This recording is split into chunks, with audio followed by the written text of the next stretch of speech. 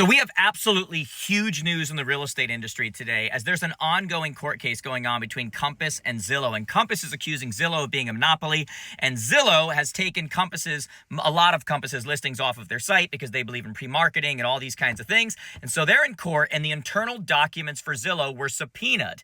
And today they went public. And I'm not going to lie, they're shocking. We're going to go over them in a second. It talks about their strategy. There is stuff in there that I can't believe some of the executives put in internal documents and internal communication for the fact that they might be subpoenaed one day. We're going to get into that. But before we get there, there's another bombshell thing here, which is Zillow offered Compass $1.3 to $1.6 billion in revenue uplift if they would just fall in line. If they come off this whole pre-marketing thing, fall in line with the policies and procedures of Zillow's, get your properties on their site so everything's running through Zillow. Compass said no, so Zillow had another strategy, and we're going to detail what that is. So Zillow had two different strategies for dealing with agents and brokers who complied and who didn't comply. And those that complied, they were offered carrots, like dangling a carrot, stringing somebody along. They were offered carrots, and they were offered favorable information and use of their products and data services and in-market advertising, and their listings would get more views and those types of things.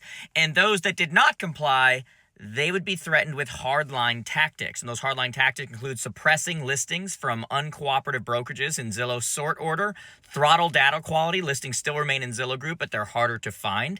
Remove listings from uncooperative brokerages for a given market. Remove all listings from uncooperative brokerages and suppress Zillow lead delivery from uncooperative brokerages.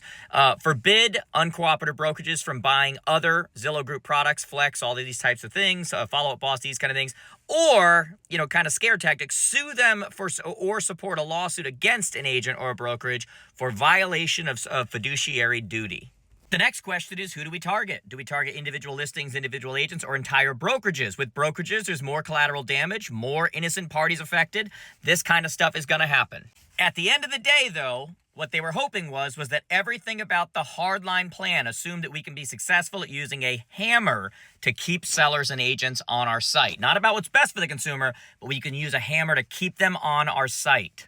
And this is where it gets interesting. The desired outcome. It's not the consumer. It's not all these things you hear. It's by targeting them, you get agents to switch brokerages. You get brokerages to change policy. Basically fall in line, fall in order with what Zillow wants, or we're going to do whatever we have to do from a hardline perspective to bully you into doing it.